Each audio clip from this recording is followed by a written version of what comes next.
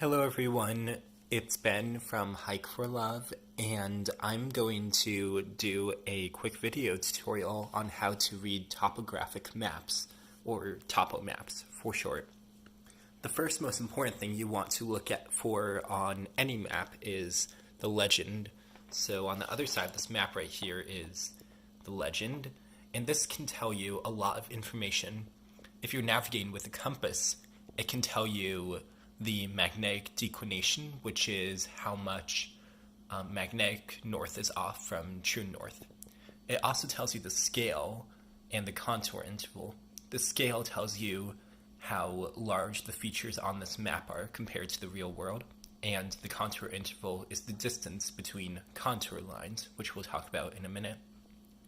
And this is the scale on the map, so you can measure how far away objects are. And these are several features on the map. Each map is different, so be sure to take a look at the legend. So this is a map of the northern half of the Bob Marshall Wilderness, the northwestern half, actually.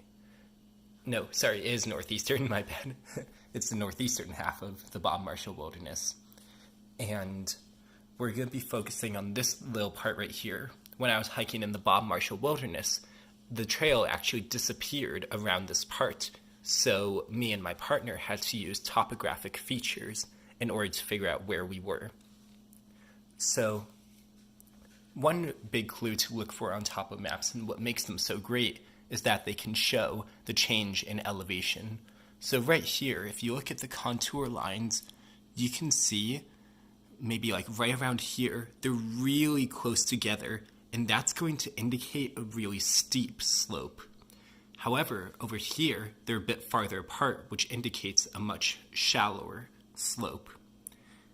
And these contour lines right here, the really thick ones, those are called index contour lines, and they tell you where a specific altitude is at.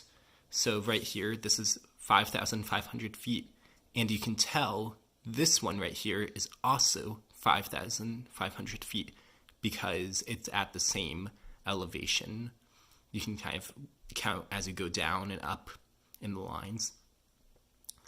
And then there's a contour interval, which is that little space in between the lines, and as we saw in the legend, that is 100 feet.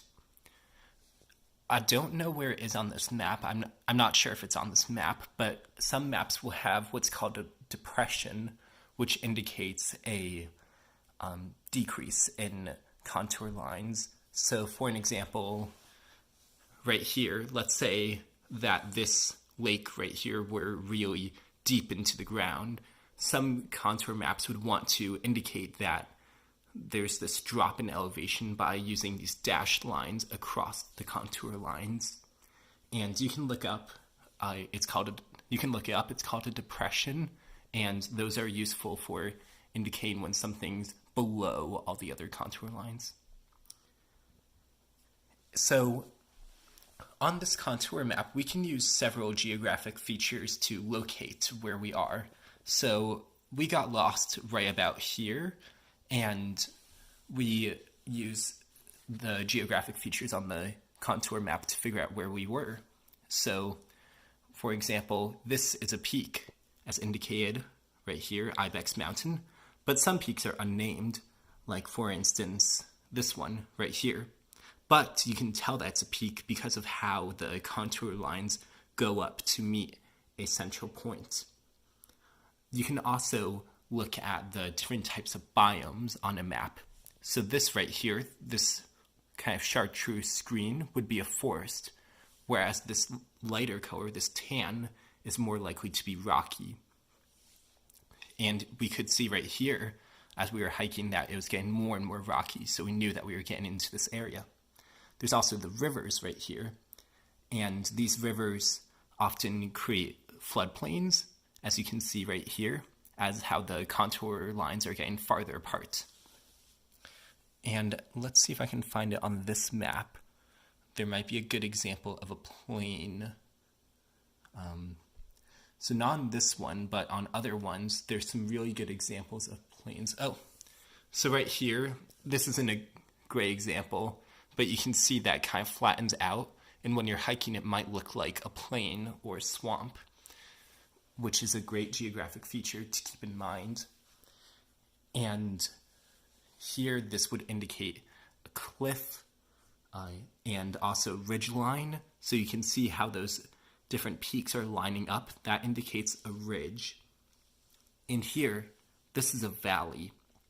And you can tell because the river is right in the middle. And where rivers run, it's often a low point, if not always. And I'm going to show you in just a minute how you can use electronic maps to aid with this navigation. But with these geographic features right here, you can get your location down pretty well. So now I'm going to show you what electronic topographic maps can do. So right here, we have a really popular one, Google Maps. There's actually a feature where you can turn on the terrain in the menu. You just click terrain right there. And this is really useful for small scale geographic features. And it's also really great because it tends to work offline. So if you don't have internet connection, you can download areas in Google Maps. And that's really useful for backpacking trips where you might be remote.